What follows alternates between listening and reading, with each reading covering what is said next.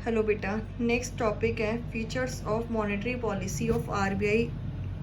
First, active policy. कि इसमें सबसे पहले क्या है एक्टिव पॉलिसी की, जो आज की जो मॉनेटरी पॉलिसी है वो है हमारी एक्टिव पॉलिसी।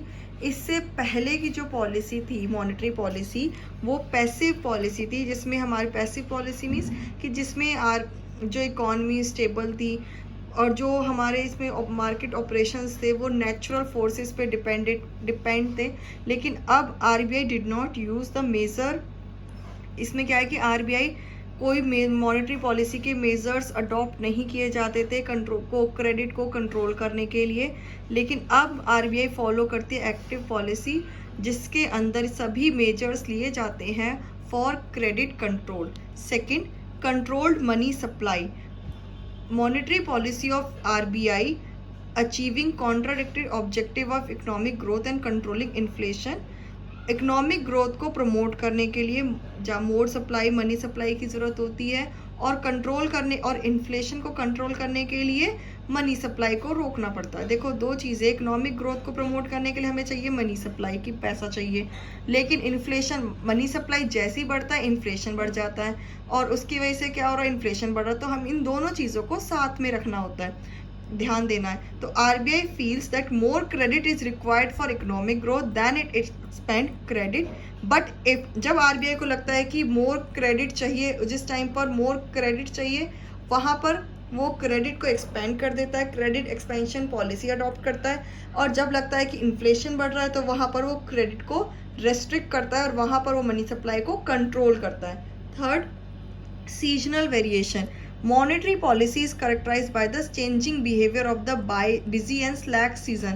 Seasons पे भी monetary policy depend करती है, जैसे कि seasons जैसे कि agriculture season, बिजी सीजन अगर जहाँ पर बहुत ही बिजी सीजन है, जहाँ पर सीजन के अकॉर्डिंग सीजनल नीड्स है फाइनेंसिंग की, जैसे कि एग्रीकल्चर कमोडिटीज़ हैं, सीजन के अकॉर्डिंग उनकी डिमांड होती है, तो वहाँ पर एक्सपेंशन ऑफ फंड्स की ज़रूरत होती है। और स्लैक सीजन में लेस डिमांड फॉर फंड होती है, तो वहाँ पर उससे रिलेट वो क्या करता है, स्लैक सीजन में क्या करता है, फिर आरबीआई क्रेडिट को कंट्रोल करता है, कम करता है, कॉन्ट्रैक्ट करता है। ठीक है, तो सीजन के अकॉर्डिंग अगर बिजी सीजन है वहाँ पर ज़्यादा फंड की ज़रूरत होती है, उस टाइम पे ज़्यादा फंड की ज़रूरत होती है तो क्रेडिट एक्सपेंड कर देता है। स्लैक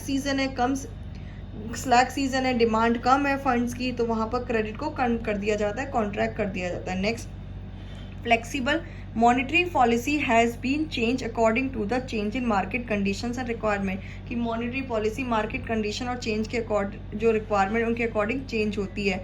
अगर more requirement of fund है मार्केट में, फंड की ज़्यादा ज़रूरत है, तो आरबीआई फॉलो करती है liberal policy bye lowering the bank rate CRR, जितने भी इंस्ट्रूमेंट्स हैं इन सब इंस्ट्रूमेंट का रेट को कम करके, कि लगता है कि यहाँ पे मोर रिक्वायरमेंट ऑफ फंड पैसों की ज़्यादा ज़रूरत है, तो वहाँ पर अपने जितने भी ये इंस्ट्रूमेंट्स हैं क्वांटिटेटिव इंस्ट्रूमेंट्स हैं उनको कम कर देती है।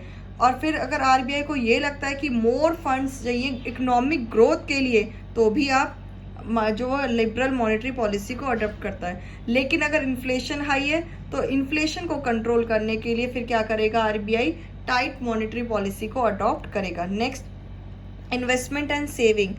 इन्वेस्टमेंट को इंकरेज करने के लिए तो क्या चाहिए होता है कि रेट ऑफ इंटरेस्ट है लोन पर वो भी कम होना चाहिए, तभी इन्वेस्टमेंट की जा सकती है। तो investment to encourage the investment rate of interest should be low. और सेविंग बढ़नी चाहिए, तो सेविंग बढ़ने के लिए डिपॉजिट पर रेट ऑफ इंटरेस्ट हाई होना चाहिए।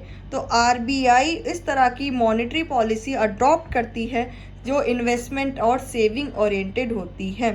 इसीलिए इन्वेस्टमेंट को एनकरेज करने के लिए, बढ़ाने के लिए इन्वेस्टमेंट को, तो लोन जो दिए जाएंगे वो प्रोडक्टिव पर्पसेस के लिए दिए जाएंगे, प्रोडक्टिव यूजेस के लिए दिए जाएंगे at low rate of interest. और आरबीआई इंटरेस्ट ऑन डिपॉजिट भी रीजनेबली हाई करती है, जो आरबीआई है वो इंटरेस्ट ऑन डिपॉजिट भी हाई रखती है, अपनी कोशिश करती है ताकि वो सेविंग को एनकरेज कर सके। Next, wide range of method of credit control. RBI use करती है बहुत डिफरेंट रेंजेस है, बहुत सारे वाइड रेंजेस हैं क्रेडिट कंट्रोल के instrument. It has adopt all measures of वो quantitative and qualitative credit control के जितने भी मेजर्स हैं सभी मेजर्स को अडॉप्ट करती है टू रेगुलेट द क्रेडिट को रेगुलेट करने के लिए according to the needs of the economy. Next आते हैं लिमिटेशन। नेक्स्ट हम लिमिटेशन स्टडी करते हैं। तो limitation first, limited scope of monetary policy in economic development. Limited scope की इन रियल जो मॉनेटरी पॉलिसी है उसका बहुत ही कम रोल है इकोनॉमिक डेवलपमेंट में। RBI is not given any, RBI का कोई रोल नहीं है इकोनॉमिक डेवलपमेंट के लिए। आरबीआई का सिर्फ मेन काम होता है कि फंड की प्रॉपर जो फंड्स हैं वो अवेलेबल है या नहीं, उनकी रुकावट उनको चेक डाउन करने के लिए कि एडिकेट फंड मार्केट में अवेलेबल है या नहीं। तो आरबीआई का बहुत कम कंट्रोल होता है सप्लाई ऑफ मनी के।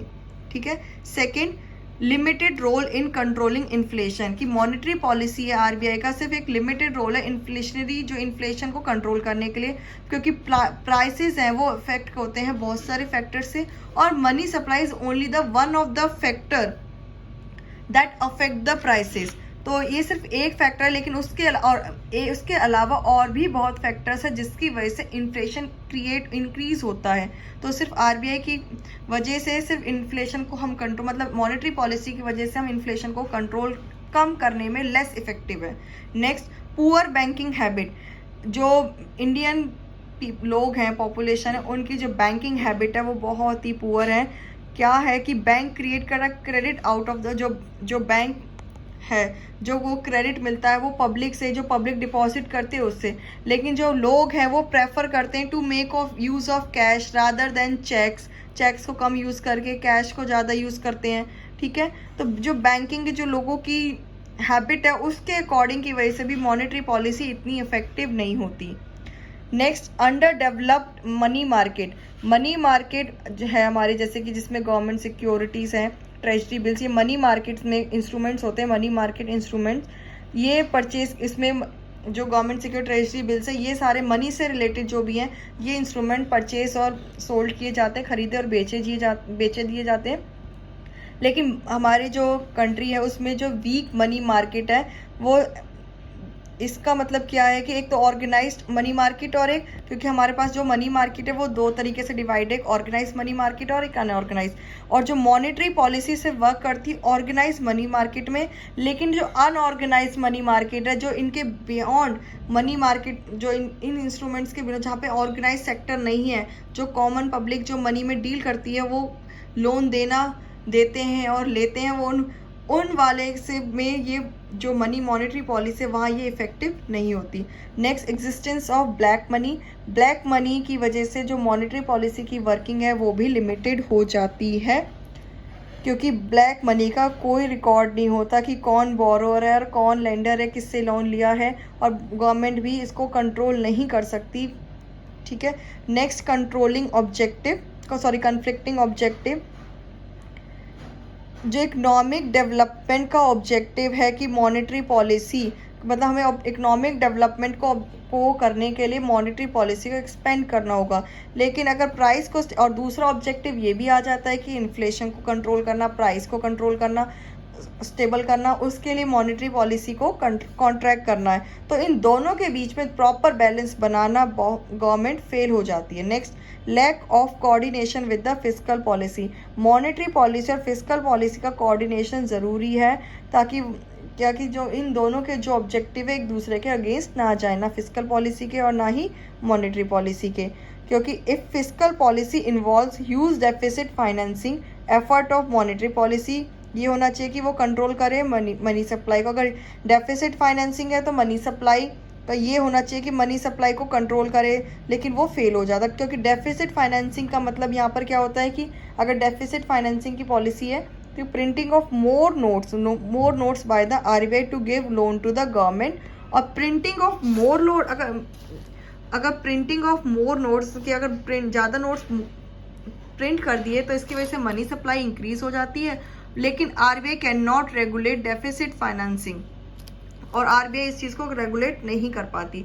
Next, limitation of monetary instruments कि जो मॉनेटरी पॉलिसी के इंस्ट्रूमेंट्स है वो बहुत ही लिमिटेड है, उनकी जो रेंज है वो बहुत, जैसे margin requirement of loan are already so high कि उनका मार्जिन, जो हमें मार्जिन रिक्वायरमेंट ऑफ लोन पड़ा था वो भी ऑलरेडी इतना हाई है कि उसको फर्दर इंक्रीज करना लिमिटेड है। और CRR और SLR इतना हाई फिक्स हुआ है कि अगर इसको हमने और ज़्यादा हाई कर दिया तो बैंक की प्रॉफिटेबिलिटी, उनके सरप्लस फंड्स जो भी है उनको भी अफेक्ट करेगा। तो अब हम इन मॉनेटरी इंस्ट्रूमेंट को यूज़ करने का जो स्कोप है बिल्कुल लिमिटेड हो गया, क्योंकि ये ऑलरेडी इतने हाई हो चुके हैं, या जो लिमिट जितनी है वो उनके अपनी लिमिट तक पहुंच चुके हैं। अगर इससे ज़्यादा किया तो बैंक भी बहुत एडवर्सली अफेक्ट होंगे। Next, non monetise sector. In non monetise sectors transactions are conducted through barter exchange. Barter exchange, जो नॉन मोनेटाइज सेक्टर जहाँ पे मनी का कोई रोल नहीं है, वहाँ पर बार्टर एक्सचेंज के थ्रू ट्रांजेक्शन्स डील होते हैं, मनी का कोई रोल नहीं है। और मनी सप्लाई ऑफ कंट्री और interest rate determined by the monetary policy. जो मनी सप्लाई और इंटरेस्ट रेट है, जहाँ पर ये बार्टर एक्सचेंज का सिस्टम है, वहाँ पर इसका मॉनेटरी पॉलिसी का कोई इफेक्ट नहीं होगा। और इंडिया के अंदर अभी भी नॉन मोनेटाइज सेक्टर प्रिवेल करता है, इसीलिए मॉनेटरी पॉलिसी की जो इफेक्टिवनेस है वो अभी इतनी इफेक्टिवली काम नहीं कर पाती monetary policy. Next, lack of banking facility. Banking facility जो रूरल एरियाज़ है, रिमोट एरियाज़ है, वहाँ पर अभी भी अवेलेबल नहीं है, तो मॉनेटरी पॉलिसी रेगुलेट नहीं कर सकती। इन एरियाज में क्रेडिट कंट्रोल को नहीं कर सकती, क्रेडिट क्रिएशन ना क्रेडिट कंट्रोल हो सकता है। तो यहाँ पर भी ये जहाँ पर ये बैंकिंग फैसिलिटी नहीं है, वहाँ पर भी मॉनेटरी पॉलिसी अफेक्टेड, मतलब रेगुलेट नहीं कर सकती, अपने जो उसके मेन ऑब्जेक्टिव हैं उनको पूरा नहीं कर सकती। नेक्स्ट, परसुएसिव पॉलिसी, जैसे कि क्वालिटेटिव इंस्ट्रूमेंट्स है, जैसे मॉरल परसुएशन, लोन दिया जाए प्रायोरिटी सेक्टर्स को, वीकर सेक्शन को। ये सिर्फ आप जो बैंक्स है वो सिर्फ परसुएट कर सकते हैं, प्रमोट करने के लिए इन्फ्लुएंस कर सकते हैं, लेकिन बैंक इन मेजर्स को सीरियसली नहीं लेते। Next, imbalance in credit allocation. Monetary policy ignores the interest of agriculture and small scale. जो मॉनेटरी पॉलिसी इग्नोर करती है कि एग्रीकल्चर सेक्टर और स्मॉल स्केल इंडस्ट्री, इनके जो हित है उनको इग्नोर करती है। Agriculture does not get the required institutional finance, की एग्रीकल्चर सेक्टर को इतना फाइनेंस, जितना फाइनेंस की ज़रूरत है उतना लोन नहीं मिल पाता। फार्मर्स को ज़्यादा हाई रेट ऑफ इंटरेस्ट पे करना पड़ता है, फिर जो इंडिजीनियस बैंकर्स होते हैं उनसे। और जो इंडस्ट्रियल सेक्टर्स है वहाँ पर भी, जो स्मॉल इंडस्ट्रियल सेक्टर्स है वहाँ पर ज़्यादा फंड ईजिली नहीं मिल पाता in comparison to the large industry. तो इस तरीके से जो क्रेडिट अलोकेशन है उसमें बैलेंस नहीं हो पाता कि जहाँ पर फंड्स की रिक्वायरमेंट है उसके अकॉर्डिंग लेना है। Next, poor implementation. Bank do not cooperate with the bank in implementing the monetary policy. की जो RBI ने पॉलिसी तो अडॉप्ट कर ली, लेकिन इसके बाद जो बैंक है वो कोऑपरेट नहीं करते कि वो RBI ने जो मॉनेटरी पॉलिसी बनाई उसको प्रॉपरली इम्प्लीमेंट कर सके, ताकि ये जो मॉनेटरी